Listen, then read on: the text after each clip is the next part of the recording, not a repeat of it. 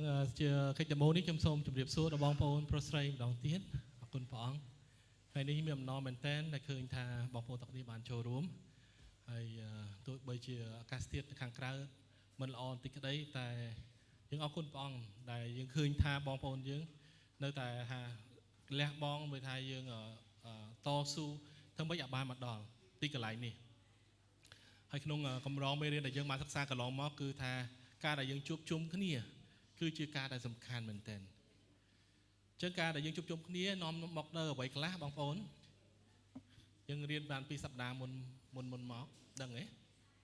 បានចាំខ្លះហ៎ការដែលយើងជួបជុំគ្នាយ៉ាងម៉េចនាំមកនៅការលើកទឹកចិត្តគ្នានៅពេលយើងជួបជុំគ្នានៅក្នុងព្រះដំណាក់ព្រះអង្គនេះនៅក្នុងគ្រួសារព្រះគ្រីស្ទគ្រួសារនៃក្តីស្រឡាញ់ព្រះអង្គយើងនឹងបបិសោតនៃក្តីស្រឡាញ់មិនត្រឹមតែពីមនុស្សទៅមនុស្សទេតែយើងស្គាល់នៃក្តីស្រឡាញ់ដ៏ពិតដែលមកពីព្រះហើយនៅពេលយើងជួបជុំគ្នាយើងឃើញហើយយើងមានការដែលសរសើរបង្កើនព្រះអង្គអំបញ្ញមិញយើងឃើញថាបងប្អូនទាំងគ្នាបានចូលរួមយ៉ាងមហាសម្លេងពីខាងក្រោមធ្វើឲ្យថាឮជាងមីក្រូខាងលើទៀតអេមែន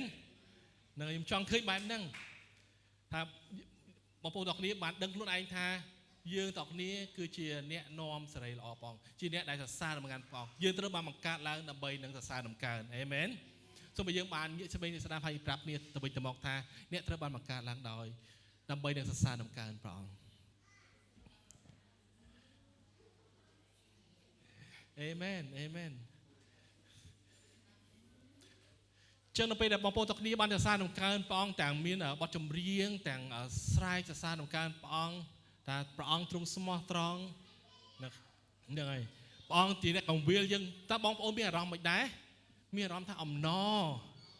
មានអារម្មណ៍ថាសប្បាយពីខាងក្នុងមកមែនទេព្រោះអត្ថន័យរបស់ចម្រៀងប្រាប់យើងពីអ្វីមួយដឹកនាំយើងទៅកាន់អ្វីមួយគឺទៅកាន់បំណងអាហារទេព្រះគឺព្រះអង្គស្រឡាញ់យើងព្រះអង្គចង់ឲ្យយើងជាអ្នកកង្វៀលយើងព្រះអង្គជាអ្នកកង្វៀលដ៏ល្អហើយយើងនឹងមិនខ្វះខាតអ្វីឡើយ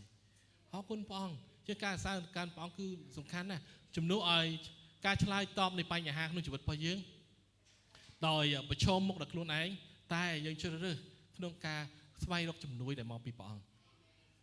ស្វែងរកជំនួសឲ្យការខ្វល់ខ្វាយយើងសរសើរដំណើរព្រះអង្គលើកព្រះនាមព្រះអង្គឡើងព្រោះយើងដឹងថាម៉េចព្រះអង្គស្រឡាញ់យើងហើយយើងដឹងថាព្រះអង្គមានអំណាចអេមែនព្រះអង្គមានអំណាចព្រះអង្គស្រឡាញ់យើងអញ្ចឹងជីវិតយើង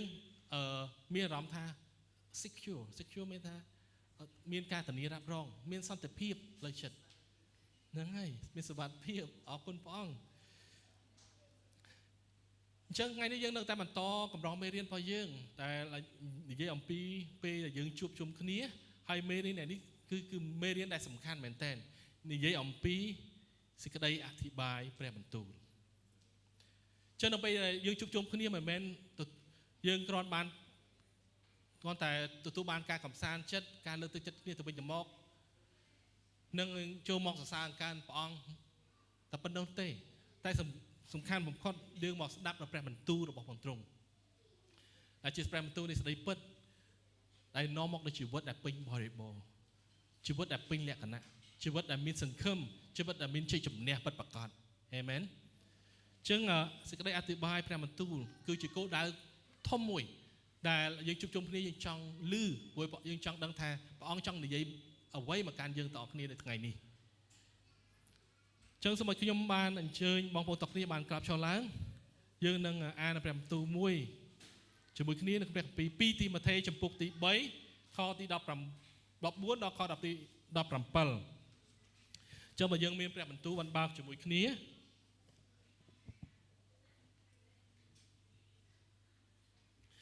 ចុះគុណព្រះអង្គនៅក្នុងខទី14បានចែងថាចំពោះអ្នកត្រូវកាន់តាមសេចក្តីដែលអ្នកបានរៀននិងយកធ្វើជាគោលជំនឿឲ្យភ្ជាប់ភ្ជួនឡើងអ្នកដឹងច្បាស់ហើយថាអ្នកបានរៀនសេចក្តីទាំងនេះពីណាមកអ្នកស្គាល់ព្រះគម្ពីរតាំងតែពីនៅកុមារម្លេះហើយព្រះគម្ពីរអាចផ្ដល់ឲ្យយើងមានអីគេសូមយើងបានលឺសំឡេងឡើងប្រាជ្ញាអេមែនដើម្បីនឹងទទួល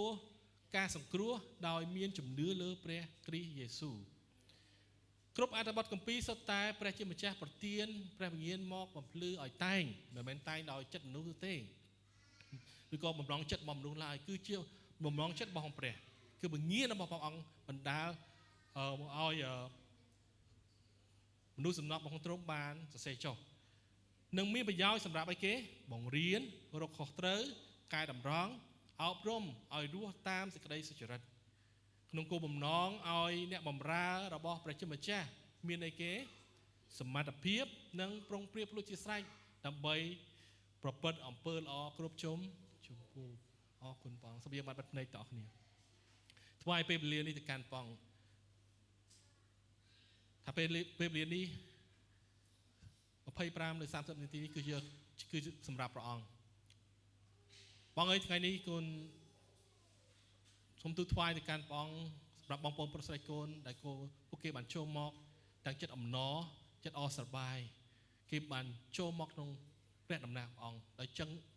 ដួងចិត្តចង់ដឹងចង់ស្គាល់ពីព្រះហាតីព្រះអង្គដែលជាព្រះអធិការជាព្រះដែលមកកើតផ្ទៃមេឃនិងផែនដីនេះហើយព្រះអង្គអើយសូមឲ្យព្រះបន្ទូលនេះបាននិយាយមកកាន់ដួងចិត្តពួកគេទាំងអស់គ្នាឲ្យគេបានស្គាល់ពីសេចក្តីពិតដែលនាំមកនូវជីវិតដែលពេញបរិបូរណ៍ជីវិតដែលព្រះអង្គកប់ហាតីគុណអរគុណព្រះអង្គសូមព្រះអង្គបានកូននៅជាមួយកូនទាំងអស់គ្នាបំពេញកូនទាំងអស់គ្នាដល់ព្រះមានបរិសុទ្ធទ្រង់ដោយព្រះនាមនៃព្រះម្ចាស់ព្រះយេស៊ូវគ្រីស្ទអាមែនសូមព្រះអង្គសូមបងប្អូនទាំងអស់គ្នាបានអង្គុយចុះវិញអាមែនដូច្នេះសូមខ្ញុំបានសួរបងប្អូនទាំងអស់គ្នានៅសំណួរមួយដែលជាទូទៅយើងត្រូវការសួរខ្លួនឯងឬក៏សួរអ្នកដទៃឬក៏ភាគច្រើនយើងត្រូវសួរខ្លួនឯងថាតើបងប្អូនកំពុងឲ្យតម្លៃលើអ្វីរាល់ថ្ងៃតើបងប្អូនកំពុងឲ្យតម្លៃលើអ្វីរាល់ថ្ងៃ What do we value every day តើយើងឲ្យតម្លៃលើអ្វីរាល់ថ្ងៃសម្រាប់បងប្អូនរៀងវ័យចំណាស់គិតពីអីគេសុខភាពនៅថែទាំនៅក្មេងៗក៏ហ្នឹងហើយលើច្រើនយើងឲ្យតម្លៃទៅលើសុខភាពរបស់យើងណាយើងអញ្ចឹងយើងពេលខ្លះយើងប្រហែលជាបងប្អូនឲ្យតម្លៃទៅលើគេការងារហ្នឹងហើយរបស់យើងយើងរាល់ថ្ងៃគិតអំពីការងារធ្វើម៉េចឲ្យបានប្រាក់ខែច្រើនមកតំណែងល្អមានលុយមានធ្វើម៉េចឲ្យបានឡើងមកតំណែងអញ្ចឹងទៅយើងគិតអំពីប្រាក់ចំណូលលុយកាក់ទ្រព្យសម្បត្តិហើយមនុស្សមួយចំនួនទៀតគិតអំពីរឿងអីគេក្តីស្រឡាញ់ឬក៏ចង់បានដៃគូជីវិតបែបហ្នឹងឯងឬក៏ចឹងខ្ញុំមកដឹងថាបងប្អូនទាំងអស់គ្នាមាន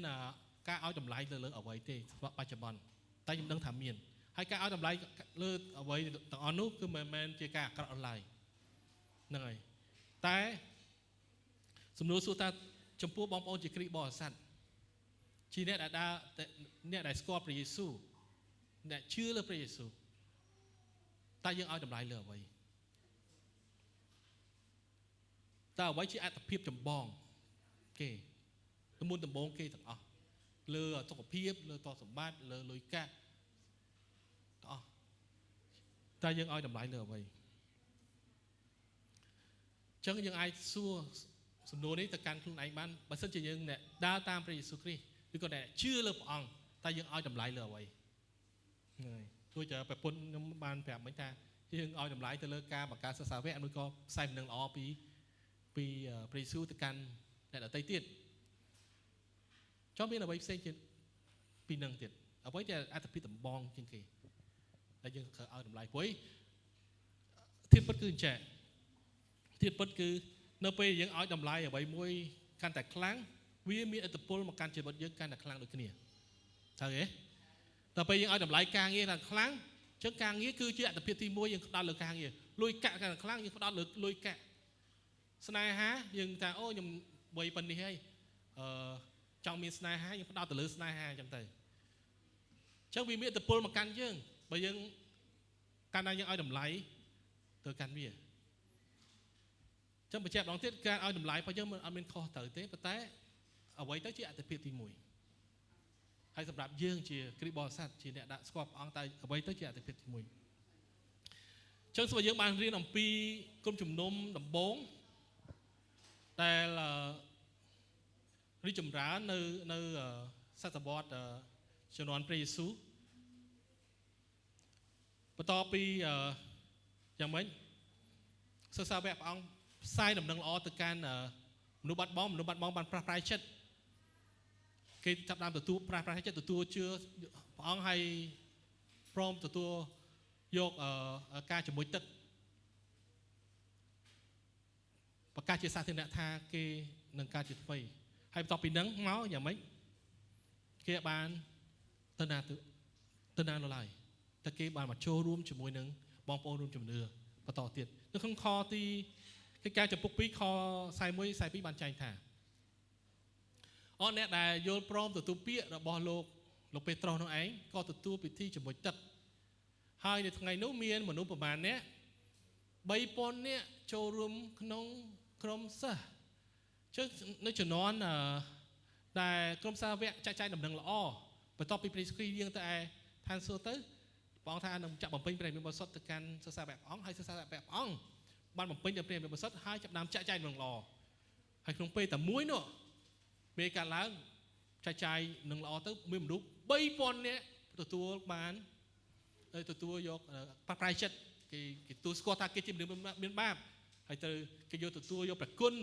ระบบปริสกรีกี่จะมวยตึกประกาศเชื่อซาเท่านั้นท่ากี่จะดำดาวตามปองชักกี่จะมวยตึกพร้อมตัวยกการจะมวยตึกใบปอนเนี่ยให้เมย์เลยเรื่องการล้างเตี้ยนคอที่ใส่สปีดท่าเสื้อแต่งนู้เชี่ยเยี่ยมเนี่ยดาบานเชื่อใบปอนเนี่ยเชียงนู้เกี่ยตันนาเต้กี่ท่ากี่จับดาวมาเก็บชี้เยี่ยมดามสกัดบ่งเรียนเราบอกกรมสาเบียรวมรู้จีมวยขี้เนี้ยจีบ่งโอนเพื่อเป็นตีกันดำปังนังชี้เยี่ยมอาดิทานว้าวช่างเนี่ยได้พรมเชื่อดาตามปองเราไปนุกเกียตันนาตีช่างเก็บบัตรต่อเก็ดามเนื้อซาแปรมตุตามสำนักซาแปรโดยยืนต่อนี่จังเราไปยืนตัวเชื่อเราปองให้เยี่ยตันนาตียืนบัตรต่อมาโชว์ร่วมจีมวยขี้เนี้ยดามเนื้อซาแปรมตุว่าปองปีสำนักเนี่ยบำราปองโดยนี้ได้ให้เกี่รวมจีบุยคนนี้โดยจีบองปอนจังสไลน์คนนี้เลือกตัวจัดเนี่ยให้แต่งเพื่อที่กันดำปังนั้นอธิษฐานรวมคนนี้เอาคนปองให้ยังทเบอร์การแต่งนู้นนักนงกรมจุ่มนมยังเถิดรอทั้งไงนี่แต่การมวยใดยังมาไฮไลท์คือการชี้เยี่ยมหมอกสนับสไลด์บุกเรียนหรือบอกคำสาบเนี่ยพวกก็ชี้เยี่ยมหมอกสนับแปรมันตูปองนั่นไงการได้หมอกสนับแปรมันตู้ปองนั่นคือสำคัญนะเพราะยิ่งแต่สกอร์ปีสไลด์เปิดได้มอกปีแปรสไลด์เปิดได้มอกปีแปรมันตู้หรือบอกของตรงเพราะยิ่งในทางกลางมีสไลด์ก็เหาะจิตรานมีการก็เหาะจิตรานใบเยอะมันสกอร์สไลด์เปิดเต้เยอะกอดเชียยังหนึ่งยกสไลด์ก็เหาะมากันดักตรงจุดพายังให้ยิ่งแต่สกอร์เอาไว้ได้จะชื่อสไลด์เปิดหรือบอกปองยังในขนมแปรมันตูนฉันยังเคยมันเคยท้าครมจุ่มนมตะโบงนั่งกี้เนี่ยได้ตัวบ้านปลาปลายชัดกี้น้อมนี่ต่อโชว์รวมสนับกระแปมตัวปองรูปรวมกันนี่ให้โดยคณิตได้นั่งข้อคอมพิวเตอร์ยังบ้านอ่านลกโป้ก็บ้านแต่เซ่สปอตเตอร์การลกทิมเบอร์เทยังไม่รูปเพียบเด็ดนั่งไงท้าเลือกแต่ใบเลือกตัวจัดลกทิมเบอร์เทนั่งไงแต่เชียร์ซะที่สลายมากอดถ้าจะโกนที่สลายเจ้าถ้าหวยที่ลกที่มาเทนั้นก็ตัดดำขนมในกรงเอพิโซดเลยจะนอนนั่งให้ลกโปนี่โดยสารนั่งอ้อเกจับกวาดดักกุ๊กในกรงโรมจังไงจังก็ดังท่าเปรียจังคราวดักปองนั่งยกกวาดเตอร์จัดมาดอลให้จังไม่อยากการบรรจุลกที่มาเทที่จังมีแต่เซ่สมบัติเลือกตั้งจัดลกที่มาเทถ้าว่าต่อทั่วเอ้ยต่อเตี้ยในยืนหนึ่งเคยท่ากะแปรมตามยาสปอตนึกก็แปรมตูนั่นคือเลือกตักจัดลกที่ประเทศก็โดยจะยืนต่อที่ในไงนี่เอเมนเจอสปอตนั่นคือแผลประเจมองไทยยังก็แต่เธอไอเทียดคือการสำคัญนั่นคือ គឺដូចជាប់ជាមួយនឹងអីគេគោលជំនឿរបស់គាត់ហ្នឹងកុំឲ្យដាច់ឲ្យសោះគាត់កុំឲ្យបាក់ទឹកចិត្តឲ្យសោះគាត់នឹងជាប់មួយគោលជំនឿអ្វីគាត់បានលឺពីពោហ្នឹងពីនឹងល្អពីព្រះយេស៊ូវហ្នឹងកុំឲ្យដាច់ឲ្យសោះព្រោះពេលខ្លះទៅយើងនៅឆ្ងាយពីអ្នកដឹកនាំពីអ្នករួមជំនឿយើងខ្សោយណាឬក៏លោកប៉ូលបានអត់នៅជួបមួយលោកទីម៉ូថេអញ្ចឹងគាត់អាចជាខ្សោយអញ្ចឹងគាត់មានតែការលើកទឹកចិត្តហ្នឹងឯងអញ្ចឹងលោកប៉ូលសរសេរសម្បត្តិញ៉ាទៅលោកទីម៉ូថេដើម្បីលើកទឹកចិត្តឲ្យគាត់រក្សាគោលជំនឿហ្នឹងជឿបន្តចាក់ឬនៅក្នុងគោលជំនឿហ្នឹងរបស់ផងគាត់ហ្នឹងហើយបន្តចែកចាយនៅនឹងល្អទៅកាន់អ្នកដទៃទៀតចឹងនៅត្រង់នេះយើងតាមរយៈសម្បត្តិរបស់លោកប៉ូលហ្នឹងយើងអាចរៀនជាមួយគ្នាបានឡើយនេះដោយសំណួរសួរថាហេតុអ្វីបានជាការជួបជុំគ្នាស្ដាប់សេចក្តីអធិប្បាយជាការសំខាន់ហេតុអ្វីបានជាការជួបជុំគ្នារៀងរាល់ថ្ងៃអាទិត្យនេះមិនត្រឹមតែមកសម្ដែងសម្ដារគ្នាមកសរសើរអង្គការព្រះអង្គប៉ុន្តែការមួយដែលយើងមិនអាចខ្វះបានគឺមកស្ដាប់សារព្រះបន្ទូលព្រះអង្គគឺសំខាន់អញ្ចឹងចំណុចទី1ដែលយើងត្រូវកត់ចំណាំទុកតគ្នាជាដួងចិត្តរបស់លោកប៉ូលដូចជាដួងចិត្តរបស់ព្រះអង្គសម្រាប់យើងទាំងអស់គ្នាអញ្ចឹងយើងជួបជុំគ្នាដើម្បីគេបន្តលឺនិងរស់នៅក្នុងសេចក្តីពិតរបស់ព្រះជាម្ចាស់តាមរយៈព្រះបន្ទូលសូមយើងបានបន្តូសំឡេងហើយនឹងអាននៅឃ្លានេះជាមួយគ្នាបានឲ្យចាំជាប់ក្នុងចិត្តថាអីបានយើងមកចូលរួមស្ដាប់សេចក្តីអធិប្បាយស្ដាប់ព្រះបន្ទូលនេះដើម្បីអីគេដើម្បីឲ្យយើងបានបន្តលឺហើយរស់នៅក្នុងអីគេសេចក្តីពិតរស់នៅក្នុងព្រះបន្ទូលដ៏ពិតនេះរបស់ព្រះជាម្ចាស់តាមរយៈព្រះបន្ទូល So we gather together to continue hearing and living in the Lord through His word ចឹងតាមរយៈព្រះបន្ទូលព្រះអង្គហ្នឹងហើយពួកជំនឿកាត់ឡើងចេញពីការលឺពីព្រះបន្ទូលលឺពីសេចក្តីពិតយើងមិនអាចមកអង្គុយទីនេះតើអត់មានអាណាម្នាក់ប្រាប់យើងបាននោះឡើយមែនទេដាច់ខាតត្រូវមានអាណាម្នាក់ទៅប្រាប់យើងថាពីដំណឹងល្អពីព្រះយេស៊ូវពីសេចក្តីពិតពីការអស្ចារ្យដែលយើងបានជួបប្រទះហើយយើងមានចិត្តត្រេកត្រអាលយើងចង់មានបទពិសោធន៍ឬក៏យើងខ្លួនឯងចាប់ដើមមានបទពិសោធន៍មួយព្រះអង្គបើយើងបានចូលមកបន្តស្ដាប់ព្រះអង្គបន្ថែមទៀតតែជារឿយៗយើងទាំងអស់គ្នាមកទីនេះពេលខ្លះយើងអត់ដឹងខ្លួនឯងមកទៅអីមកតាមគេតាមឯងឬក៏យើងឲ្យអ្វីតម្លៃអ្វីផ្សេងខុសពីការនេះពេលខ្លះយើងមកដើម្បីជួបមិត្តភ័ក្តិមកពហិដើម្បីជួបមិត្តភ័ក្តិឬក៏មកពហិដើម្បីដែលសរសើរអង្គការព្រះអង្គវាជារឿងល្អលើកទឹកចិត្តគ្នាប៉ុន្តែអ្វីដែលសំខាន់បំផុតគឺយើងចង់លឺព្រះបន្ទូលព្រះអង្គលឺព្រះបន្ទូលព្រះអង្គដើម្បីឲ្យយើងអាចរស់នៅក្នុងសេចក្តីពិតព្រះអង្គចឹងនៅក្នុងព្រះគម្ពីរ2ទីម៉ូថេចំពុក3ខ14បានចែងថាម៉េចថាចំពោះអ្នកត្រូវកាន់តាមសេចក្តីដែលអ្នកបានរៀនឃើញទេសម្បត្តិលោកប៉ូបានបញ្ជាក់យ៉ាងច្បាស់ថាទីម៉ូថេកូនអើយត្រូវកាន់សេចក្តីដែលអ្នកបានរៀននឹងយកធ្វើជាគោលបំណងគោលជំនឿឲ្យខ្ជាប់ខ្ជួនឡើងសូមឲ្យយើងបានពលឺសម្លេងឡើងថាខ្ជាប់ខ្ជួនហ្នឹងហើយការខ្ជាប់ខ្ជួនសំខាន់ណាស់ជំនឿយើងត្រូវប្រកាន់ខ្ជាប់នៅសេចក្តីពិតដែលខ្ជាប់ខ្ជួនអ្នកដឹងច្បាស់ហើយថាអ្នកបានរៀនសេចក្តីទាំងនេះពីណាមកហ្នឹងហើយយើងត្រូវដឹងច្បាស់ថាព្រះបន្ទូលនេះបានមានឫសគល់មកពីណាហេតុអ្វីបានជាយើងឲ្យតម្លៃព្រះបន្ទូលនេះយើងនឹងដឹងថាឫសគល់ព្រះបន្ទូលនេះមកពីណាតើព្រះដែលយើងដាក់ក្តីជំនឿជាព្រះដ៏ពិតមែនអត់ខ្ញុំមិនបានត្រាស់ហៅបងប្អូនតគ្នាមកអង្គុយបែបលក្ខណៈសាសនាលើឡើយបញ្ជាក់ឲ្យម្ដងទៀតយើងមកទីនេះដើម្បីនឹងមានទំនាក់ទំនងជាមួយនឹងព្រះដែលបង្កើតយើងមកហើយថ្ងៃណាមួយយើងនឹងនៅជាមួយព្រះអង្គអស់កលជានិច្ចវិញអំពើបាបនឹងខណ្ឌចែកយើងឬក៏ស្ដីអាក្រក់នឹងនាំនៅគេឲ្យយើងដាច់ឆ្ងាយពីព្រះអង្គតែអរគុណព្រះអង្គថ្ងៃនេះព្រះអង្គបាននាំយើងត្រឡប់មកវិញចឹងឲ្យស្ដីពិតគឺសំខាន់ណាស់ស្គាល់ហើយខ្ជាប់ខ្ជួនខ15បានចែងថាអ្នកស្គាល់ព្រះគម្ពីរតាំងតែពីកុមារម្លេះ ហើយព្រះគម្ពីរអាចផ្ដល់ឲ្យអ្នករាល់គ្នាដើម្បីនឹងទទួលការសង្គ្រោះដោយមានជំនឿលើព្រះយេស៊ូវអញ្ចឹងព្រះគម្ពីរចែងទាំងអស់ទាំងមកគម្ពីរនេះគឺនិយាយតែមកពាក្យតែមកពាក្យគាត់គឺព្រះយេស៊ូវស្ដីអំពីព្រះយេស៊ូវជានរណាទ្រង់មកដើម្បីអីនឹងអ្វីដែលបានព្យាករបានកើតឡើងនឹងបន្តកំពុងតែកើតឡើងនៅថ្ងៃអនាគតគឺស្ដីពីព្រះយេស៊ូវទាំងអស់គឺព្រះអង្គបានយាងមកសង្គ្រោះយើងហើយព្រះអង្គនឹងយាងមកជាលើកទី2នឹងមកយកយើងទាំងគ្នាទៅនៅជាមួយនឹងព្រះអង្គចឹងបងប្អូនទាំងគ្នារួចរាល់នៅជាមួយព្រះអង្គអរកលជានិច្ចព្រះអង្គនឹងជួយទឹកភ្នែកយើងចេញពីថ្ពាល់ហ្នឹងហើយលែងមានជំងឺរោគាលែងមានទុក្ខលំបាកមិនលែងមានការខ្វល់ខ្វាយអេមែនមិនយុវជនអត់សូវអីគេចាប់អារម្មណ៍ពាក្យនេះឡើយទេថាការខ្វល់ខ្វាយទុក្ខលំបាកជំងឺរោគាព្រោះយើងនៅក្មេងមិនអញ្ចឹងនៅស្រស់ស្អាតស្រស់សង្ហាអត់សូវចាប់អារម្មណ៍ទេតែបើយើងចាស់ទៅណាពេលយើងមានអាយុវិញកាន់តែឆែទៅនោះហ្នឹងហើយតែចាក់ស្ដាយទៅក្មេងៗแล้วក៏ឈឺច្រើនដែរណាហ្នឹងហើយរបបការញ៉ាំការគេងទៅអត់គ្រប់គ្រាន់អញ្ចឹងទៅចាស់តែចាស់មិនតាន់ណាហ្នឹងហើយភាសាវៀតណាមថាចេតរយហ្នឹងហើយចាស់មិនតាន់ចេតរយដោយសារតែការប្រព្រឹត្តការគិតខុសប្រព្រឹត្តខុសអត់ស្គាល់អ្វីដែលជាសេចក្តីពិតអត់ស្គាល់អ្វីល្អអ្វីអាក្រក់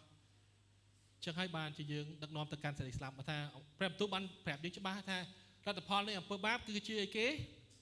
ដីស្លាប់ហ្នឹងយើងមិនអាចហាមឃាត់ការបីឡើយការបីនេះកើតចាស់ឈឺស្លាប់ហ្នឹងហើយតែថ្ងៃមួយយើងនឹងនៅជាមួយព្រះអង្គអកលជានិច្ចការចាស់ឈឺស្លាប់មិនលែងមានពាក្យនេះមានអំណាចមកកាន់កូនព្រះអង្គទៀតឡើយអេមែនហ្នឹងហើយមានតែដៃសាងការព្រះអង្គឲ្យលឺអស់នេះហ្នឹងពាក្យការចាស់ឈឺស្លាប់លែងមានលើកូនព្រះអង្គទៀតហើយមានយើងពេលខ្លះទីបរិស័ទយើងនៅលើផែនដីដូចនៅឋានសួគ៌អញ្ចឹងមានអារម្មណ៍ថាអញ្ចឹងអត់ទេព្រះអង្គនាំយកឋានសួគ៌មកលើផែនដីអ្នកដែលមានជំនឿពិតប្រាកដកាន់ជាប់នៅក្តីពិតប្រាកដជីវិតគេគឺរស់នៅដោយអំណររស់នៅមានភាពជ័យជំនះរួមគ្នាជាមួយនឹងអង្គព្រះយេស៊ូវគ្រីស្ទហ្នឹងហើយបើថាយើងមានអំណរដូចជានៅឋានសួគ៌អញ្ចឹងខ្ញុំតែងតែនិយាយថាបើសិនជាព្រះអង្គមិនតន់ដកជីវិតយើងនៅឡើយគឺបងប្អូនទាំងអស់គ្នានៅមានអីគេប្រពន្ធខ្ញុំនិយាយមិញបងប្អូនទាំងអស់គ្នានៅមានបេសកកម្មនៅតាមរយៈបងប្អូនទាំងអស់គ្នាបងនឹងប្រើប្រាស់ដើម្បីនឹងឲ្យនាំយកដំណឹងល្អទៅកាន់អ្នកដទៃទៀតចឹងត្រឡប់មកវិញថាលោកប៉ូលបានលើកទឹកចិត្តលោកធីម៉ូថេថាឲ្យប្រកាន់ភ្ជាប់នៅអ្វីដែលគាត់បានរៀនបានសិក្សានៅគោលជំនឿលើអង្គព្រះយេស៊ូវគ្រីស្ទនេះកុំឲ្យងាករេឡើយបន្តប្រកាសបន្តទៀតបន្តចាក់ឬបន្តទៀតកុំឲ្យថាភាសាខ្មែរថាបាយឆ្វេងហ្នឹងហើយខ្ញុំមិនបាននៅជាមួយអ្នកតទៀតនោះឡើយតែព្រះមានបរិសុទ្ធគង់នៅជាមួយអ្នកព្រះយេស៊ូវគ្រីស្ទគឺនៅគង់នៅជាមួយអ្នកព្រះអង្គមិនដែលទៅណាឆ្លើយទៅណាពីអ្នកសោះឡើយព្រោះព្រះអង្គជាព្រះវិញ្ញាណព្រះអង្គគង់នៅជាមួយអ្នកចូលបន្តចាក់ឬជាមួយព្រះអង្គឲ្យព្រះអង្គប្រើប្រាស់ដួងចិត្តលពលគឺអញ្ចឹងឯងចឹងគោលចំហដែលគាត់ប្រាប់ហ្នឹងគឺថារក្សាគោលជំនឿដែលស្របតាមព្រះគម្ពីរអ្វីជាព្រះបន្ទូលដែលគាត់បានឮឬក៏បន្តចាក់ឬនៅក្នុងហ្នឹងចឹងយើងត្រឡប់មកវិញថាតើបងប្អូនទាំងគ្នាបានស្គាល់នៅព្រះបន្ទូលព្រះអង្គហើយនៅឬក៏មកតែថ្ងៃអាទិត្យនេះយើងគ្រាន់តែចង់តែស្ដាប់ឮព្រះអង្គស្ដាប់ឮពីលោកគ្រូអធិប្បាយឬក៏យើងចង់សិក្សាដល់ខ្លួនឯងយើងចង់ដឹងដល់ខ្លួនឯងចុះថ្ងៃនេះខ្ញុំបានលើកទឹកចិត្តថាព្រះបន្ទូលព្រះអង្គគឺសំខាន់ណាស់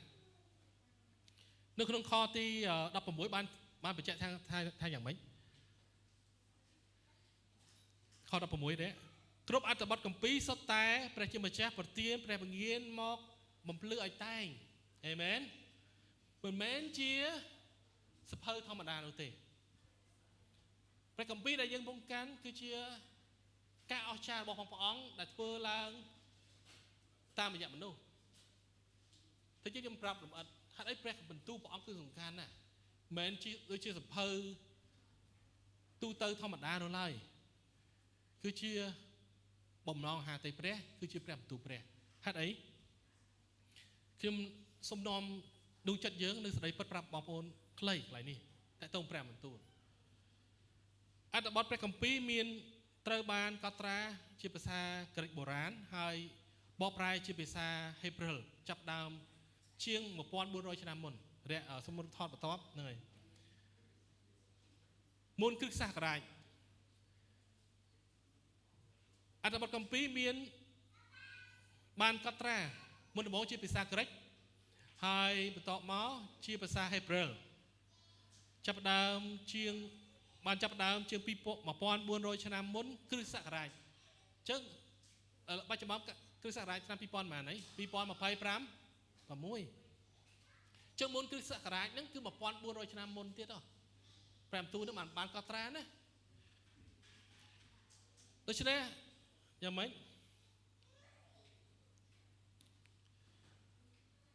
ให้การกอตรานั่นยังไม่บรรโตเราโฮดดอล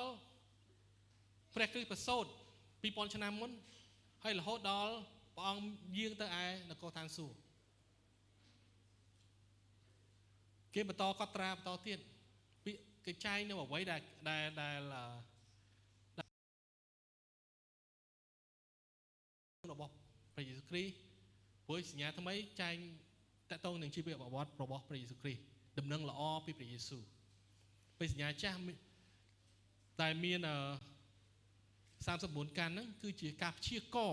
เราบอกเอาไว้ในการล้างแต่บางhai ถ้าพระเยซูคริสต์หนึ่งจับผมหนาเลยภายในให้การนั้นการล้างประกอบแมนให้คิดยังสมัยนั้นรอบปอนชนะมีเรื่องไอ้แต่ใจดอนจังเต้การใจดอนอาจมาตรงไปมวยปีมาแต่รอบปอนชนะยังแบบยังอ่านพระคัมภีร์คืออาจารย์มันเต้นยังไม่อันว่าคัมภีร์สอบเตอร์มีน66 กันให้30 กันเชื่อสัญญาทำไมให้ประเภท9 กันคือเชื่อสัญญา30 กันเชื่อสัญญาแจ้ให้สัญญาทำไมคือประเภท9 กันเนี่ยได้พระเจ้ามิชาบานปฏิญาณพระมีนมอกบำเพ็ญอ่อยตายอัตบอดพระคัมภีร์มีนสอบจำนวนประมาณเนี้ยใช่สับเนี่ยได้มีนโปรเตได้มอกปีประเทศเซปีคนี้ครบที่กันไหลเลือพันใดให้เมียนฐานะเซปีคนี้ได้ยังสมัยเมื่อเนี่ยนิพนธ์หรือไม่ก็องบานเชื่อเรื่องเนี่ยได้ใต้หรือก็เซประตูนี่คือมีไซส์สำเนียปีกันไหลเซปีคนี้ให้เมียนฐานะเขาพวกเกมีฐานะเซปีคนี้เนี่ยคลาสคือชื่อไอ้ด็อกเตอร์จิบเซการ์จีเนี่ยในซาตรีจะไม่ทำปีวันนี้พวกเราดอกวันนี้เทียบได้จะเซฟเรมดูปองอันดับกัมปีแตงห้องสมุยกันคือในยัยใส่เรื่องตายมวยสมัยเยอะบ้านตำลึงสมัยจ้าตายมวยพระกัมปีแตงห้องสมุยกันเนี่ยแตงสัญญาจ้าแตงสัญญาทำไมได้จะเซอปอดบุญโรยชนะมนคือสักอะไรในยัยปีใส่เรื่องตายมวยปนนอ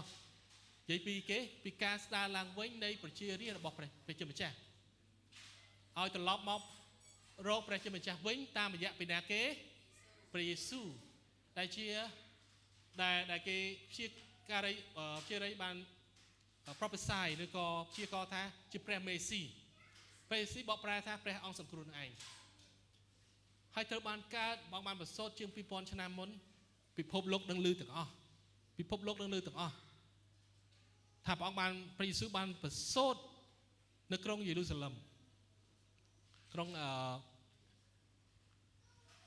แต่อิสราเอลให้บานประเทศอย่างใช่ไหมเหมือนปลอมโลกนะคือชื่อสไลด์ปิดบานใจช่างให้เยอะบานยังดังท่าเนี่ยได้กรุ๊ปเชื่อเลยอ๋อคือมินชราเหมือนเต้นไปยังเนี่ยดาวตามคือศาสนาคือมีจำนวนชราจริงๆต่างอ๋อศาสนาใบได้สำคัญแล้วก็เนี่ยดาวตามมาจังเปิดเปียศาสนาสิเขาเนี่ยดาวตามมีมุสลิมมีแบบพุทธก็โดยเชียพระเยซูแต่พระเยซูมีจำนวนชราจริงๆใบหอบปีพี่รอยเตยชรา ដោយសារតែគេដឹងច្បាស់ថាអ្វីដែលព្រះបន្ទូលបានចែងគឺជាសេចក្តីពិតទាំងវត្ថុតាងទាំងហេតុការណ៍គឺកើតឡើងពិតប្រាកដមែនយើងអាចឆែកមើលបានអ្វីដែលចែកក្នុងនេះយើងអាចឆែកក្នុង Google មើលថាឆែកទៅលើព័ត៌មានគឺមានពិតប្រាកដទាំងទីតាំងព្រះអង្គបានដើរព្រះអង្គបានធ្វើការអស្ចារ្យព្រះអង្គបានរួបពីស្លាប់ឡើងវិញគឺមានពិតប្រាកដមែនជាឲ្យបានយើងជឿលើព្រះអង្គអេមែនជម្រាបបន្ទូលប្រាប់យើងអំពីសេចក្តីពិតទាំងអស់នេះជឿអំណរណាស់ដែលយើងព្រះអង្គរក្សាព្រោះយើងអាចបានឃើញព្រះអង្គទេប៉ុន្តែយើងឃើញយើងបានឮពីព្រះបន្ទូលព្រះអង្គរក្សាព្រះបន្ទូលនេះឲ្យយើងបានដឹងពេលយើងដាក់ក្តីជំនឿទៅយើងនឹងជួបព្រះអង្គអេមែនតោះនេះឡើយហ្នឹងពេលខ្លះយើងថាដល់យើងឃើញព្រះអង្គឃើញព្រះយេស៊ូវព្រះអង្គហោះមកហើយដូចជនអាកាំងអាវសមកហោះពីលើអាកាសមកអូព្រះយេស៊ូវយើងមកហើយបានឃើញផ្ទាល់នឹងភ្នែកអញ្ចឹងបានជឿពេលខ្លះដល់យើងឃើញផ្ទាល់នឹងភ្នែកបានជឿតែក្នុងព្រះអង្គណាព្រះអង្គឲ្យយើងជឿមុនបានឃើញក្រោយជំនឿបើយើងឃើញហើយយើងមិនថាជំនឿទៀតទេជំនឿគឺការចេញពីការមើលមិនឃើញតែចិត្តយើងជឿអស់ពីដួងចិត្តថានឹងបានយើងជឿថាយើងក្តីជំនឿលើអង្គព្រះយេស៊ូវគ្រីស្ទជាស្ដីជំនឿដ៏ពិតជាស្ដីជំនឿដែលនាំមកក្តីសង្គ្រោះព្រោះអ្វីបានជាកត្រូវបានសម្រេចហើយអស់អ្នកដែលដើរតាមព្រះអង្គគេបានមានបទពិសោធន៍នៃក្តីស្រឡាញ់ព្រះអង្គពិតប្រាកដមែនជិះប្រមាណអ្នកនៅក្នុងបន្ទប់នេះបានមានបទពិសោធន៍នៃក្តីស្រឡាញ់ព្រះអង្គសូមលើកដៃមើលការអស្ចារ្យពីព្រះអង្គអេមែនសាក់សីរស់កូនបងសូមយើងមកតាស់ដៃសាងកាន់ព្រះអង្គបើយើងអត់បានជួបអូខេបន្តចូលបន្តស្ដាប់ហើយបន្តដាក់ក្តីជំនឿចុះការវិនិយោគជាមួយនឹងព្រះបន្ទូលព្រះអង្គមិនដែលចេះខកចិត្តមិនខកចិត្តដែរបើយើងវិនិយោគជាមួយឆ្នោតឬមួយក៏អីផ្សេងអាចនឹងខកចិត្តសូម្បីមនុស្សដូចគ្នាក៏ដោយនឹងអាចខកចិត្តដែរតែវិនិយោគជាមួយព្រះអង្គអត់ខកចិត្តទេអេមែនជាព្រះបន្ទូលព្រះអង្គគឺព្រះបន្ទូលដែលនៅក្នុងព្រះគម្ពីរគឺជាព្រះបន្ទូលរបស់ព្រះហើយព្រះបន្ទូលរបស់ព្រះមានអំណាចចឹងគ្រប់អត្ថបទគម្ពីរគឺមានអំណាចចឹងពាក្យពេចន៍ឬក៏ការសរសេរធម្មតាអត់មានអំណាចទេតែដែលព្រះបន្ទូលដែលមកពីព្រះអង្គគឺមានអំណាចតែម្ដងអេមែនអំណាចវាមិនគឺយើងនឹងឃើញនៅក្នុងខទីនៅក្នុងខទី16ដដែលចឹងព្រះបន្ទូលព្រះអង្គយ៉ាងម៉េចយើងដឹងហើយថាព្រះបន្ទូលព្រះអង្គគឺជា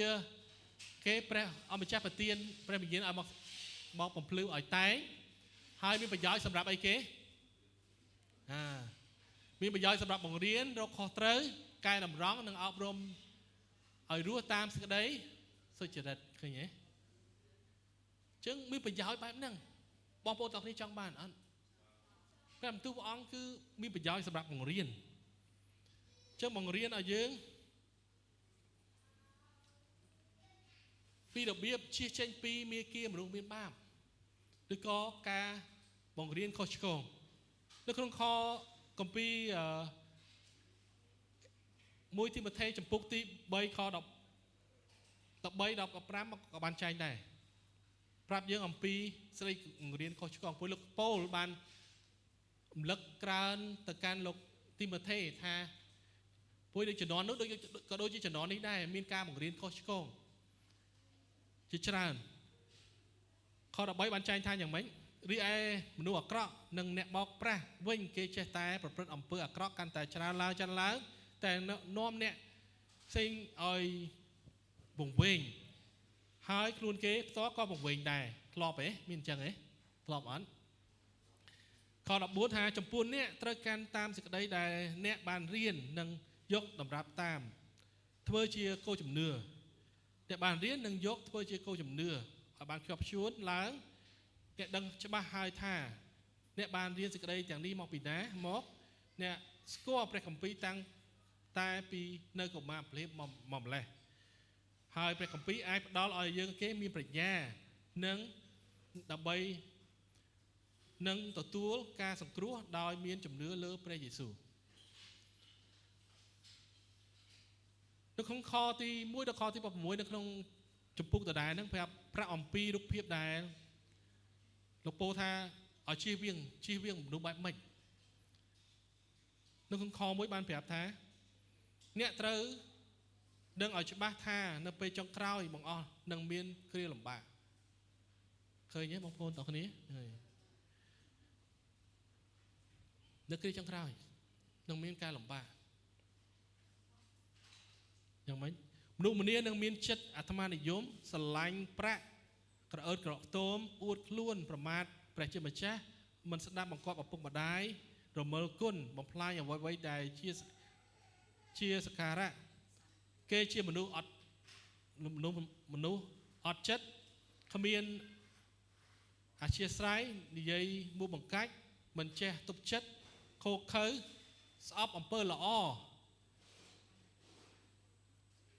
ជាមនុស្សមានចិត្តក្បត់ឆាប់ច្រឡោតអួតបំប៉ោងចូលចិត្តសបាយជាងស្រឡាញ់ព្រះជាម្ចាស់គេសម្ដែងអាការៈខាងក្រៅជាអ្នកគោរពប្រតិបត្តិព្រះជាម្ចាស់ប៉ុន្តែគេបដិសេធមិនទទួលស្គាល់ឫទ្ធិភាពដែលបានមកពីការគោរពប្រតិបត្តិព្រះអង្គនោះឡើយចូលជាចេញពីឲ្យឆ្ងាយពីមនុស្សប្រភេទនេះទៅអាមែនចឹងយើងឃើញលោកពោបានឃើញរូបភាពទាំងអស់ហ្នឹងហើយព្រួយគាត់បានទទួល report មកថាមនុស្សនៅក្នុងក្រុងអេផេសូសហ្នឹងគឺមានអ្នកបង្រៀនខុសឆ្គងឬមួយក៏មានប្រភេទមនុស្សទាំងអស់ហ្នឹងហើយសូម្បីសប្តាហ៍ថ្ងៃក៏យើងមានដែរមែនទេអ្នកអត់មានការមនុស្សអឺតតោមមានចិត្តអំនួតប្រមាថព្រះជាម្ចាស់មានទេរាល់ថ្ងៃហ្នឹងមានចឹងហើយដំណោះស្រាយដែលយើងអាចជៀសចេញពីមនុស្សអាក្រក់ទាំងអស់ហ្នឹងបានស្គាល់ផ្លូវរបស់ពួកគេគឺតាមរយៈព្រះបន្ទូលតើនេះព្រះបន្ទូលលោកប៉ូលបានប្រាប់លោកទីម៉ូធីថាសូមឲ្យផ្សារជាប់ដួងចិត្តគោលជំនឿជាមួយព្រះបន្ទូលនេះយើងអញ្ចឹងហើយយើងអាចជៀសផុតពីជៀសវាងពីមនុស្សការបង្រៀនខុសឆ្គងឬក៏ផ្លូវមាគ៌ារបស់មនុស្សមានបាបអញ្ចឹងយើងដូចគ្នាដែរបើយើងមិនស្គាល់ព្រះបន្ទូលមិនស្គាល់អ្វីដែលជាភាពសហើយដែលយើងអាចកំណត់ថាមានភាពខ្មៅបានយើងមិនស្គាល់ការល្អការអាក្រក់ធ្វើម៉េចយើងបែងចែកបានតែព្រះបន្ទូលព្រះអង្គបានប្រាប់យើងយ៉ាងច្បាស់អ្វីខុសអ្វីត្រូវអ្វីសអ្វីខ្មៅហ្នឹងហើយអញ្ចឹងដល់ពេលយើងនឹកគិតថាចង់ព្រឹត្តសេចក្តីអំនួតភ្លាមចង់ប្រព្រឹត្តសេចក្តីអាក្រក់ភ្លាមយ៉ាងម៉េចយើងធ្វើវាការទេដោយសារតែយើងដឹងព្រះបន្ទូលថាព្រះបន្ទូលប្រាប់យើងថាព្រះបន្ទូលលេចមកភ្លាមឬក៏ព្រះវិញ្ញាណបរិសុទ្ធព្រះអង្គនាំព្រះបន្ទូលមកកាន់យើងភ្លាមថាកូនណាកុំធ្វើអញ្ចឹងព្រះបន្ទូលថាសូមឲ្យស្រឡាញ់ព្រះអង្គឲ្យបញ្ញត្តិយ៉ាងម៉េចឲ្យស្រឡាញ់ព្រះអង្គម្ចាស់អស់ពីព្រលឹងអស់ពីវិញ្ញាណអស់ពីកម្លាំងហើយស្រឡាញ់អ្នកគេទៀតស្រឡាញ់អ្នកដទៃដូចជាខ្លួនឯងដែរពេលខ្លះយើងពិបាកស្រឡាញ់ខ្លួនឯងផងថាបានទៅបីមួយថ្ងៃឲ្យមុជទឹកបាន2 ដង3 ដងហើយមួយទឹកមុជទឹកឲ្យបានហ្នឹងគេឲ្យថា3 4 ដងតែពេលខ្លះខ្ជិលមុជទឹកទៀតឲ្យស្រឡាញ់ខ្លួនឯងមកសូម្បីរឿងធ្វើម៉េចឲ្យស្រឡាញ់អ្នកដទៃបានតែយើងអាចធ្វើបានដោយសារព្រះអាចពេលព្រះគង់ក្នុងយើងអាចធ្វើបានអាមែនយើងអាចនិយាយថាទេទៅកាន់អំពើបាបពេលគេលបួងយើងប្រព្រឹត្តស្ដីអាក្រក់យើងនិយាយថាទេខ្ញុំអត់ទៅទេបបួចូលក្លឹបបួបោះម៉ូតូបួជួអាខ្សៀនោះគេហៅអីគេណាអោវ៉េបនោះថាអូជក់តិចទៅសាក់ទៅកើតមកជាទៀតមួយចានសាក់តិចទៅពាក្យហ្នឹងណាគេពាក្យកុហកពាក្យកុហកថាកើតមកទៀតមួយចានសាក់អស់ទៅហ្នឹងហើយសាក់វ៉េបហ្នឹងតិចទៅហ្នឹងតែព្រះបន្ទូលថាមិនថាកុំអោយដើរតាមមាគ៌ាមនុស្សមានបាបឡើយព្រះអង្គឲ្យយើងស្អប់មនុស្សមានបាបទេណាបញ្ជាក់ព្រះអង្គឲ្យយើងស្អប់មនុស្សមានបាបទេតែព្រះអង្គឲ្យយើងកុំអោយដើរតាមមាគ៌ារបស់គេហើយសូមឲ្យជីវិតយើងជាបន្ទីបន្ទាល់ជាពលឺទៅកាន់គេវិញតែយើងអាចដួលទៅជាបន្តជាពលឺទៅកាន់គេដួលនៅភាពជាគំរូយ៉ាងម៉េចបាន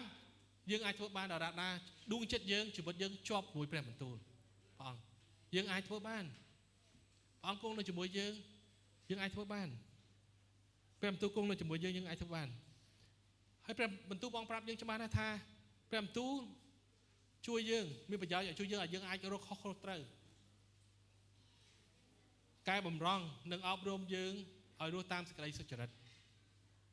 អេមែនចឹងយើងចង់បានការទាំងនេះណាមានមនុស្សជាច្រើនណាស់អត់ដឹងខុសក្នុងត្រូវទេអត់ដឹងថាខ្លួនឯងធ្វើខុសឬក៏ធ្វើត្រូវនោះឡើយអត់ដឹងថាពាក្យថាសុចរិតក្នុងត្រង់នេះមានន័យយ៉ាងម៉េចការប្រព្រឹត្តបែបម៉េចតែបើយើងស្គាល់ព្រះអង្គសង្គ្រោះព្រះយេស៊ូវគ្រីស្ទព្រះអង្គនឹងសង្គ្រោះយើងពីខាងក្នុងមកហើយបំប្រែយើងជាមនុស្សថ្មីជាមនុស្សដែលសុចរិតពិតប្រាកដនៅសាលាក្តីឬក៏របៀបបទបែបសាសនាក្តីមិនអាចជួយមនុស្សឲ្យបានសុចរិតនោះឡើយមានតែតាមរយៈអ្វីប្រគុណតែមកពីព្រះយេស៊ូវគ្រីស្ទតែប៉ុណ្ណោះអេមែនយើងឃើញជីវិតខ្លួនឯងពីមុននឹងខុសគ្នាយ៉ាងម៉េចណាមើលអ្នកដែលជឿព្រះអង្គ5ឆ្នាំឡើងលើកដៃមើលមានទេ5ឆ្នាំរត់មាននៅរាប់លេខឡើយ5ឆ្នាំនៅណាលើ5ឆ្នាំលើក៏ហ្នឹងហើយ3ឆ្នាំមានទេ3ឆ្នាំ2ឆ្នាំ1ឆ្នាំ2ឆ្នាំ1ឆ្នាំអរគុណព្រះអង្គអេមែនហើយសំណួរសួរថា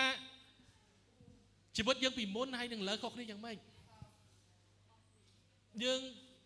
ឈានទៅកាន់ភាពល្អជាងមុនមែនទេយើងស្រឡាញ់មនុស្សជាងមុនយើងបម្រើជាងមុនយើងបងយើងរស់នៅខុសប្លែកពីមុនដោយសារតែព្រះបន្ទូលនៅពេលយើងចូលទៅចិត្តព្រះអង្គស្ដាប់ព្រះបន្ទូលលក្ខណៈក្រុមជំនុំបែបនេះឬក៏ក្រុមកោសិកាក្តីឬក៏រៀនព្រះបន្ទូលខ្លួនឯងពេលយើងអនុវត្តទៅជីវិតយើងផ្លាស់ប្ដូរអេមែនចូលខ្ញុំលើកទឹកចិត្តម្ដងទៀតថាចំណុចទី1ដែលយើងមានតែពីរចំណុចទេចំណុចទី1លើកទឹកចិត្តបងប្អូនទាំងគ្នាបុព្វហេតុដែលយើងជួបជុំគ្នារៀងរាល់ថ្ងៃអាទិត្យនេះជួបជុំគ្នានេះគឺមកស្ដាប់សេចក្តីអធិប្បាយគោលបំណងគឺដើម្បីឮព្រះបន្ទូលព្រះអង្គឮពីសេចក្តីពិតរបស់ព្រះអង្គទៅតាមរយៈព្រះបន្ទូលនេះឯងហើយព្រះបន្ទូលនឹងនាំយកការបំប្រែមកកាន់យើងជីវិតយើងទាំងស្រុងហ្នឹងហើយខ្ញុំសង្ឃឹមថាបងប្អូនទាំងគ្នានៅក្នុងបន្ទប់នេះនឹងពេលព្រះអង្គប្រាស់ប្រាយបងប្អូនហើយព្រះអង្គនឹង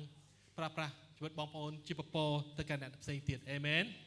សូមឲ្យយើងបានទះស្មាគ្នាទៅវិញទៅមកថាអ្នកនឹងជាពពកអ្នកនឹងជាពពករបស់ព្រះអង្គទៅកាន់អ្នកដទៃហ្នឹងហើយអេមែនចឹងចំណុចទី2ហេតុអីបានយើងជួបជុំគ្នាស្ដាប់សេចក្តីអធិប្បាយរៀងរាល់សប្តាហ៍ដោយសារតែការដែលយើងជួបជុំគ្នាដើម្បីកសាងសមត្ថភាពសម្រាប់បំពេញបេសកកម្មរបស់ទ្រង់ We gather together every Sunday every small group to equip for God mission យើងជួបជុំគ្នាដើម្បីកសាងសមត្ថភាពសម្រាប់បំពេញបេសកកម្មរបស់ព្រះអង្គមានបេសកកម្មរបស់បងប្អូនទោះបីបងប្អូនក្មេងក្តីចាស់ក្តីនៅលាវក្តីព្រះអង្គមានបេសកកម្មជាងខទី16 17បានចែងថាម៉េចគ្រប់បទគម្ពីរសុទ្ធតែព្រះជាម្ចាស់ប្រទានព្រះវិញ្ញាណមកបំភ្លឺឲ្យតែងនឹងមានប្រយោជន៍សម្រាប់បង្រៀនរកខុសត្រូវកែតម្រង់និងអប់រំឲ្យរស់តាមសេចក្តីសុចរិតក្នុងគោលបំណងអីគេឲ្យអ្នកបម្រើរបស់ព្រះជាម្ចាស់ពីណាគេអ្នកបម្រើព្រះជាម្ចាស់អេមែនបងប្អូនគ្នាអេមែនវាយើងបងប្អូនជាអ្នកបម្រើរបស់ព្រះអង្គបងបានផ្លាស់ប្រែយើងឥឡូវជាមនុស្សថ្មីហើយដើម្បីយើងមានសមត្ថភាពក្នុងការប្រឹងប្រែងរួចជាស្រេចដើម្បីនឹងធ្វើការល្អគ្រប់ចម្ពោះអេមែនចឹងម្ដងទៀតមុនពេលយើងបញ្ចប់ហើយអ្វីបានជាការជួបជុំគ្នាសិក្សាព្រះបន្ទូលព្រះជាម្ចាស់សំខាន់ពីព្រោះព្រះបន្ទូលជាស្តង់ដារសូមឲ្យយើងពលឺសំឡេងឡើងស្តង់ដារ standard ពីសាំងលេ standard ពីមុនយើងមានជីវិតចាស់របស់យើងមានស្តង់ដារលោកីមែនទេជីវិតចាស់ស្តង់ដាររបស់យើងទម្លាប់របស់យើងចេះតែបើយើងមករកព្រះអង្គឲ្យជីវិតថ្មីមកកាន់យើងមានរបៀបរស់ថ្មីមានស្តង់ដារថ្មីហ្នឹងហើយហើយស្តង់ដារនោះយ៉ាងម៉េចជាស្តង់ដារដែលផ្ដល់ឲ្យយើងអាចបម្រើព្រះហើយនឹងបម្រើអ្នកដទៃបានខ្ញុំសូមបញ្យល់ខ្លីកន្លែងពាក្យថាសមត្ថភាពប្រុងប្រៀបដូចជាសាច់នេះមានន័យថាម៉េចហ្នឹងហើយចឹងបងប្អូនគ្រប់បទកម្ពីទាំងអស់ដែលបាននិយាយនេះមិនពាក្យបិទរបស់ខ្ញុំទេណាគឺជាព្រះបន្ទូលព្រះអង្គនៅពេលដែលយើងយកមកសម្រាយយកមកសិក្សាយកមកចិញ្ចឹមគិតណាគឺវិសេសវិសាលមែនតើសមត្ថភាពប្រុងប្រៀបដូចជាសាច់ចឹងពេលថាប្រុងប្រៀបដូចជាសាច់គឺភាពចាស់ទុំភាសាអង់គ្លេសថា maturity ពេលណាយើងមានភាពចាស់ទុំនៅក្នុងជំនឿរបស់យើងយ៉ាងម៉េចយើងអាចប្រឈមនឹងព្យុះជីវិតបានបញ្ហានិងស្ដីល្បួងអេមែនសមត្ថភាពប្រុងប្រៀបដូចជាសាច់ប្រុងប្រៀបសម្រាប់ឲ្យគេប្រយុទ្ធនឹងអីគេនឹងមនុស្សដូចគ្នាឬក៏ប្រយុទ្ធជាមួយនឹងបញ្ហារបស់យើងពេលជំងឺមកដល់យើងត្រូវធ្វើម៉េចខុសទៅពេទ្យយកថ្នាំមកលេបល្អប៉ុន្តែជំនឿទៅមុនព្រះអង្គអើយព្រះអង្គបញ្ជូនព្រះយេស៊ូវមកសកលលោកបាបកូនរាល់អំពើបាបរបស់កូនដាក់លើព្រះអង្គហើយរាល់ជំងឺរោគារាល់ទុក្ខលំបាកស្ដីផុសខ្វាយដាក់លើព្រះអង្គហើយព្រះអង្គអើយប្រោះកូនឲ្យបានជាអេមែនប្រកាសដោយជំនឿព្រះអង្គនឹងធ្វើការចាស់ពេលខ្លះមិនទៅដល់ឆ្នាំទេជឿឯងជាឯងហ្មងជំនឿបែបនេះឯងជឿទុកចិត្តលើព្រះអង្គថាអ្វីដែលមើលជីវិតព្រះអង្គហ៊ានបកគលអីព្រះអង្គតើព្រះអង្គមិនអាចឲ្យអ្វីបានផ្សេងទៀតបានស្បីជីវិតព្រះអង្គហ៊ានបកគលឲ្យតើអ្វីផ្សេងទៀតដែលព្រះអង្គមិនអាចហ៊ាននឹងបកគលឲ្យគឺទ្រព្យសម្បត្តិសុខភាពព្រះអង្គអាចបកគលឲ្យយើងទាំងអស់ដោះពីអំណុលការផ្សះផ្សាការបាក់បែកដួងចិត្តព្រះអង្គអាចផ្សះផ្សាបានទាំងអស់ព្រោះថាមានពេលវេលារបស់ព្រះអង្គមិនមែនតាមចិត្តយើងទេណាតាមចិត្តយើងចង់ឥឡូវហ្នឹងឬក៏ស្អែកទេនោះចឹងដល់ពេលព្រះអង្គទានពរឲ្យហើយចិត្តយើងទៅព្រះអង្គឲ្យសុំទៀតមកសុំហ៎ដូចព្រះអង្គដូចទូ ATM ហ៎ដល់ពេលត្រូវការលុយព្រះអង្គឆាតលុយពេលយើងបានលុយហើយតតព្រះអង្គចោលទៅវិញបានលុយតតព្រះអង្គចោលទៅវិញដូចព្រះអង្គដូចជាកន្លែងទីសក្ការៈដើម្បីបន់ចឹងយើងបានដាក់ក្តីជំនឿលើព្រះអង្គស្គាល់ព្រះអង្គជាណាយើងតតែចង់បានក្លីបសក្ការៈពីព្រះអង្គហើយការទាំងនោះគេហៅថាមិនមែនជាក្តីជំនឿពិតប្រាកដដល់ឡើយចឹងការប្រព្រឹត្តនៅទី2គឺថាការប្រព្រឹត្តល្អគ្រប់ចម្ពោះមានសំដៅលើអីគេបងប្អូនគឺសំដៅទៅលើអ្វីដែលយើងត្រូវការដើម្បីឲ្យបំណងប្រាថ្នាតីរបស់ព្រះជាម្ចាស់លើជីវិតយើងបានសម្រេចប្រព្រឹត្តល្អគ្រប់ចម្ពោះការប្រព្រឹត្តល្អមិនមែនមកពីយើងនោះទេគឺមកពីព្រះអង្គមានការល្អជាច្រើនដែលកើតនៅអនាគតឬក៏ពេលបច្ចុប្បន្ននេះដែលព្រះអង្គនឹងដាក់ក្នុងជីវិតរបស់យើងទាំងគ្នាការល្អមិនមកពីយើងនោះទេគឺព្រះអង្គមានរៀបចំដូចខ្ញុំអញ្ចឹងបានជួបបងផលជាមួយបងគង់ជាមួយយើងទាំងអស់គ្នាយើងឃើញការល្អនៅក្នុងជីវិតរបស់ខ្ញុំទេយើងឃើញហើយយើងពេលព្រះអង្គប្រាស្រ័យឧត្តមឧទាហរណ៍ចុះឧត្តមនឹងធ្វើការល្អជាច្រើនទៅកាន់មនុស្សដទៃទៀតឃើញទេព្រះអង្គបានរៀបចំពីមួយខែមួយឆ្នាំទៅមុនរួចហើយថាព្រះអង្គនឹងដាក់ការល្អមួយក៏បេសកកម្មកាន់យើងដើម្បីចងចាំអ្នកដទៃទៀតនេះជាការល្អឧត្តមអាចនឹងអធិដ្ឋានទៅកាន់អ្នកដទៃប្រុសអធិដ្ឋានពេលអ្នកណាឈឺឧត្តមអាចនឹងពេលអ្នកណាខ្វះខាតព្រះអង្គពីមុនមាន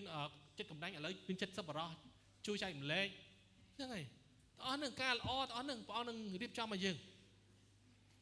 ហ្នឹងហើយអញ្ចឹងការល្អគឺមកពីព្រះអង្គចឹងយើងគ្រាន់តែជួយរួមចំណែកដែលព្រះអង្គនឹងប្រើប្រាស់យើងអញ្ចឹងមុននឹងបញ្ចប់ជាមួយគ្នាបញ្ចប់ទៀតទេណាហ្នឹងហើយចឹងសូមខ្ញុំសង្ខេបមេរៀននេះនៅក្នុងពាក្យឃ្លានេះមួយឃ្លាតោះថាការជួបជុំសិក្សាព្រះបន្ទូលគឺជាចំណុចចាប់ផ្ដើមនៃគោលនៃការលូតលាស់នៃគោលជំនឿរបស់យើងទាំងអស់គ្នាក្នុងព្រះអង្គព្រះយេស៊ូវគ្រីស្ទ ការជួបជុំគ្នាសិក្សាព្រះបន្ទូលគឺជាចំណុចចាប់ផ្ដើមឯគេនៃការលូតលាស់គោលជំនឿរបស់ផងយើងទាំងអស់គ្នានៅក្នុងអង្គព្រះយេស៊ូវព្រោះយើងមិនអាចលូតលាស់ដល់ម្នាក់ឯងបាននោះទេអញ្ចឹងហើយបានយើងលើកទឹកចិត្តឲ្យមកពហិមកស្ដាប់ព្រះបន្ទូលមកតោះណាក្មេងក៏ដល់ចេះហ្នឹងមកយើងមកយើងបានលឺហើយលឺពីក្តីស្រឡាញ់ព្រះអង្គលឺពីព្រះបន្ទូលព្រះអង្គហើយបើយើងគេងនៅផ្ទះពេលខ្លះយើងបាក់ផ្ដោតពេលខ្លះយើងអាចចាញ់ស្រីបួងទៀតផងពេលខ្លះយើងអាចចាញ់ស្រីបួងហ្នឹងហើយស្វ័យយើងលឺមកយើងបានលឺមកយើងចាប់ដើមលើកទឹកចិត្តគ្នាទៅវិញទៅមកអាចចូលទៅកាន់ព្រះអង្គជឿការរបស់ផ្ទាល់ខ្លួនខ្ញុំសូមសួរបងប្អូនទាំងគ្នាតើយើងឲ្យតម្លៃលើអ្វីរាល់ថ្ងៃសំណួរម្ដងទៀតព្រះបន្ទូលត្រូវទេហ្នឹងហើយចេញមកឲ្យការអនុវត្ត3តោះយើងឃើញទាំងអស់គ្នាការអនុវត្តឆ្លើយតបនៅអ្វីយើងបានសិក្សាយើងព្រះបន្ទូលថ្ងៃនេះចុះទី1គឺតើយើងឲ្យតម្លៃលើអ្វីសម្រាប់យើងជាគ្រីស្ទបរិស័ទ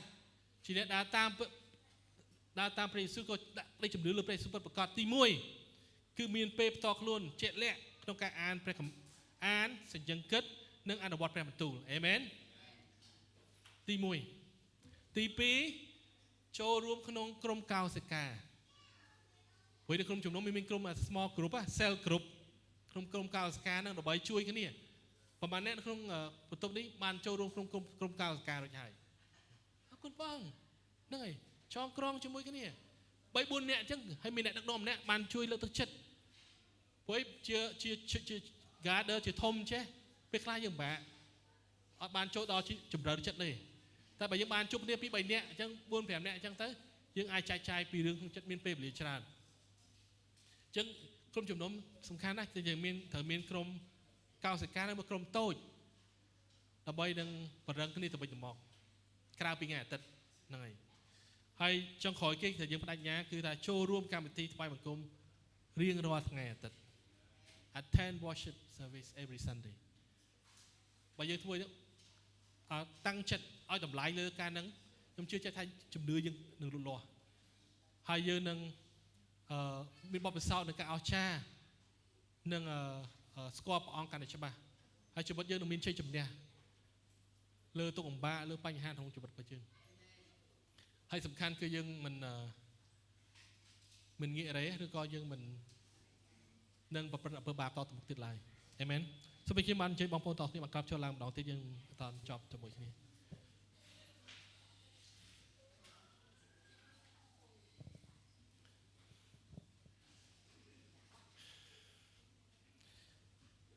សំណួរដែលខ្ញុំចង់សួរបងប្អូនម្ដងទៀតតើបងប្អូនតោះគ្នាបានឲ្យតម្លៃលើអ្វីយើងអាចសួរនៅដួងចិត្តរបស់យើងថាបងប្អូនតោះគ្នាបានឲ្យតម្លៃលើអ្វីរាល់ថ្ងៃ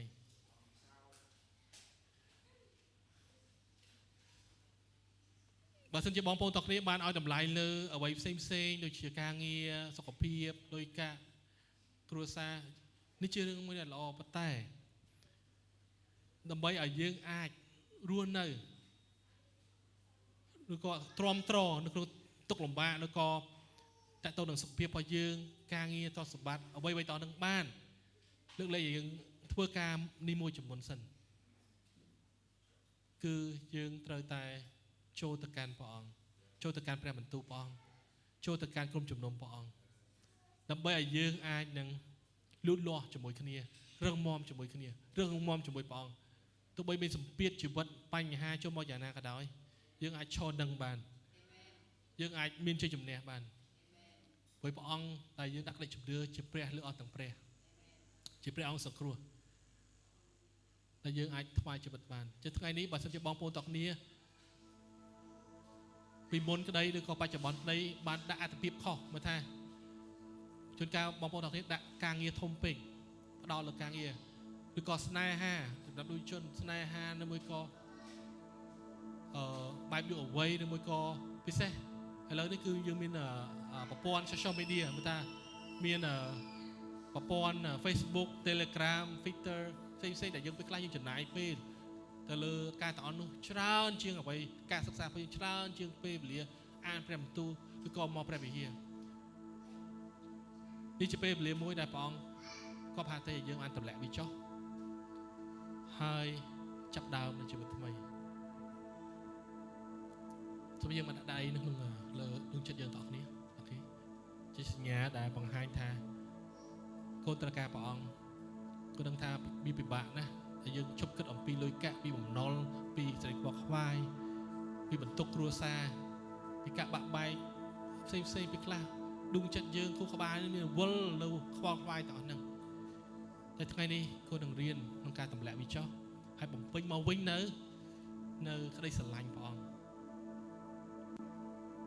នៅព្រះបន្ទូលសន្យាព្រះអង្គអរថ្ងៃនេះគុណអធិដ្ឋានទូលសូមទៅកាន់ព្រះអង្គទៅកាន់បងប្អូនប្រុសស្រីនៅថ្ងៃនេះតែគេមកចូលរួមថ្ងៃនេះមិនមែនជាការចែកដោននោះឡើយជាដួងចិត្តដែលប្រាថ្នាចង់បានចង់ស្គាល់ព្រះអង្គចង់មានបទពិសោធន៍ជាមួយព្រះអង្គថាព្រះអង្គជានរណាតែព្រះយេស៊ូវគ្រីស្ទជានរណាក្នុងជីវិតរបស់គេហើយថ្ងៃនេះកូនសូមឲ្យព្រះអង្គបានបំពេញនាំយកចម្លើយមកកាន់ជីវិតរបស់គេនេះថាព្រះអង្គជាព្រះអង្គសង្គ្រោះជាព្រះដែលសង្គ្រោះរំដោះគេចេញពីអំពើបាបចំណងលោកីអំពើបាបក្នុងលោកីព្រះអង្គសង្គ្រោះគេព្រះអង្គបានធ្វើការនោះរួចហើយជាង 2000 ឆ្នាំមុននៅលើឈើឆ្កាងបងថ្លៃសម្រាប់កូនតគ្នាហើយថ្ងៃនេះកូននឹងប្រកាសជ័យជំនះគឺក្តីសង្គ្រោះក្តីស្រឡាញ់បងបំពេញដួងចិត្តគេថាថ្ងៃចាប់ពីពេលនេះទៅគេនឹងអាចប្រកាសព្រះនាមព្រះអង្គថាក្នុងព្រះនាមព្រះយេស៊ូវបំណុលត្រូវបានលុបចេញក្នុងព្រះនាមព្រះយេស៊ូវជំងឺរោគាជំងឺមួយនេះត្រូវបានលុបចេញក្នុងព្រះនាមព្រះយេស៊ូវគាត់នឹងមានប្រាជ្ញាក្នុងព្រះនាមព្រះយេស៊ូវគាត់នឹងមានសេរីភាពអំពីការបាក់បែកផ្លូវចិត្តបងឯងគុណសូមព្រះអង្គបំពេញដូចចិត្តគេឲ្យគេបានប៉ះព្រះអង្គផ្ទាល់មិនមែនគាត់តែអ្វីដែលកូនអធិប្បាយប៉ុន្តែព្រះបន្ទូលព្រះអង្គលេចចេញឬក៏ធ្វើការក្នុងជីវិតរបស់គេយ៉ាងច្បាស់ថាព្រះអង្គពិតជាមានវត្តមាននៅលើផែនដីនៅក្នុងជីវិតរបស់បងប្អូនទាំងគ្នាពិតប្រាកដមែនគុណអរគុណព្រះអង្គសូមពនាមបងបានលើកដំណើរឡើងតាមរយៈជីវិតកូនទាំងគ្នានៅក្នុងបន្ទប់នេះនៅក្នុងព្រះនាមនៃព្រះម្ចាស់ព្រះយេស៊ូវគ្រីស្ទអាមែន